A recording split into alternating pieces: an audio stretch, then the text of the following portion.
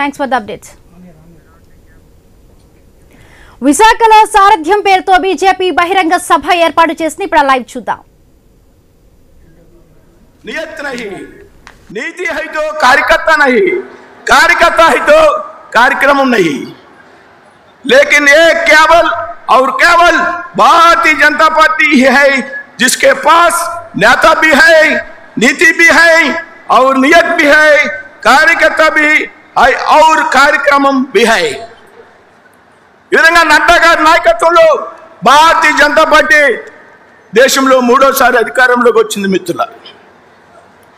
భారతీయ జనతా పార్టీని ముచ్చటగా మూడోసారి అధికారంలోకి తెచ్చినటువంటి ఘనత నడ్డా గారికి దక్కుతుంది అనేటువంటి విషయాన్ని ఈ సందర్భంగా నేను ప్రస్తావిస్తున్నాను మిత్రులారా.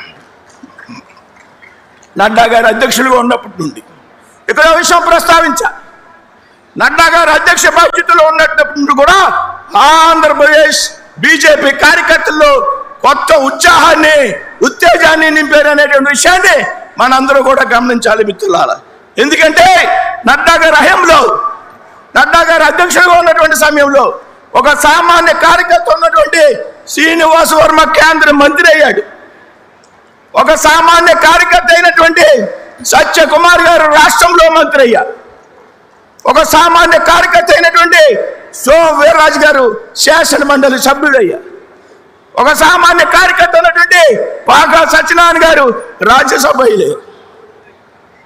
ఈ రోజున ఒక సామాన్య కార్యకర్త విశాఖపట్నం నగరానికి సంబంధించి మీ అందరికి సంబంధించినటువంటి అభిమాన యువ నాయకుడు మాధవ్ గారు నడ్డా గారి నాయకత్వంలో రాష్ట్ర అధ్యక్షుడిగా నియమించబడ్డారనేటువంటి విషయాన్ని మనంతా కూడా గుర్తు తెచ్చుకోవాలి.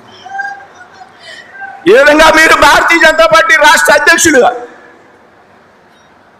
ఒక కార్యకర్తను ఎంపిక చేస్తే ఈ రాష్ట్రంలో భాజపా కార్యకర్తలందరూ కూడా ఎవరికి వారే రాష్ట్ర అధ్యక్షులు అయినట్లుగా కేరింతలు కొడుతూ చప్పట్లు కొడుతూ 26 జిల్లాల్లో సారథ్యం కార్యక్రమాన్ని పెద్ద ఎత్తున దిగ్విజయంగా పూర్తి చేశారనేటువంటి విషయాన్ని మీ ముందు ఉంచుతున్నాను. అధ్యక్ష నడ్డాజీ, आपके नेतृत्व में कार्यकर्ताओं में ऊर्जा बढ़ती है.